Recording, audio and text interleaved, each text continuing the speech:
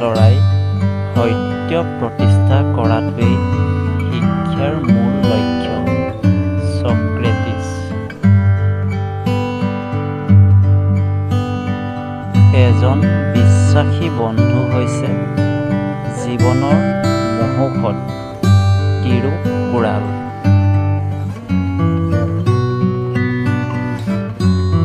জগতত জীয়াই থাকিবলৈ প্ৰেম আৰু সাহসৰ অতি প্ৰয়োজন। Abraham Lincoln.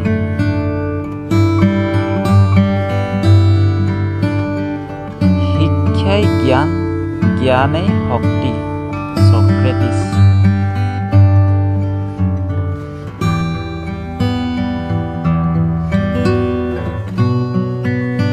সকলো কথাতে সাধুতা বজাই ৰাখিব লাগে। হজৰত মহম্মদ।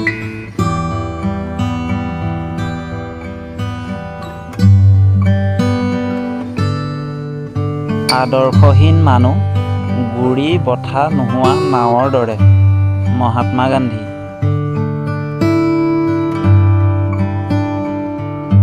শিশুৰ সৰলতাখিনি হেৰুৱাই নেপেলোৱাজনেই প্ৰকৃত মহৎ লোক।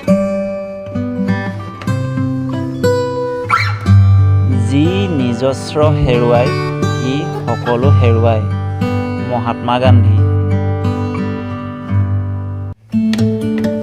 বেয়া কামৰ লগত অসহযোগিতাই হ'ল মানুহৰ আটাইতকৈ পবিত্ৰ কৰ্তব্য। মহাত্মা গান্ধী। পবিত্ৰ হৃদয় যাৰ, ভগৱানৰ সহায় তাৰ। মহাত্মা গান্ধী। হিংসাক সদায় প্ৰেমেৰে জয় কৰিবা, হিংসাৰে নহয়। মহাত্মা গান্ধী। ভীৰুৰ দৰে জীয়াই থকাতকৈ বীৰৰ দৰে মৃত্যুবৰণ কৰাই ভাল। মহাত্মা গান্ধী। খালী পেটৰ মানুহ এজনৰ বাবে খাদ্যই ভগৱান। মহাত্মা গান্ধী। একাগ্ৰতা থাকিলে অন্তৰৰ বাসনা সদায় সফল হয়। মহাত্মা গান্ধী। আশা আছে বাবে পৃথিৱীখন ইমান ধুনীয়া। হেম বৰুৱা। প্ৰত্যেক দিনাই জীৱনৰ শেষ দিন বুলি কাম কৰি যোৱা। Jim Corbett. যি কণী চুৰ কৰিব পাৰে সি হাতীও চুৰ কৰিব পাৰে। George Howard.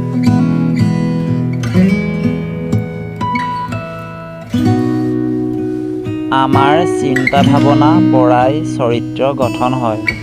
আনন্দচন্দ্ৰ আগৰৱালা। জ্ঞান মানুহক দিব নোৱাৰি, উপলব্ধি কৰিবহে পাৰি। ছক্ৰেটিছ। জ্ঞানী লোক অসম্ভৱৰ ফালে ধাবিত নহয়। মেছিজাৰ।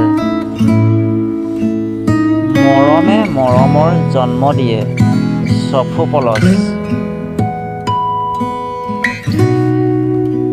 নিৰক্ষৰতা মানেই জ্ঞানবিহীনতা নহয়। ৰবীন্দ্ৰনাথ ঠাকুৰ।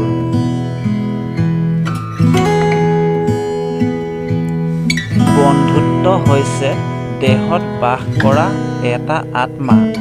এৰিষ্টটল। শিক্ষাৰ পৰা দূৰৈৰ মানিক হাততে পোৱা যায়। সত্যনাথ বৰা।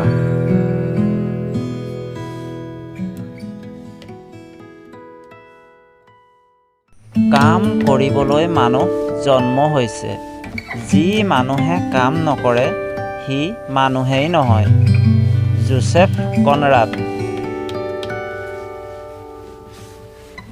হিংসাৰ দ্বাৰা হিংসাক জয় কৰিব নোৱাৰি, কেৱল প্ৰেমৰ দ্বাৰাহে হিংসাক জয় কৰিব পাৰি।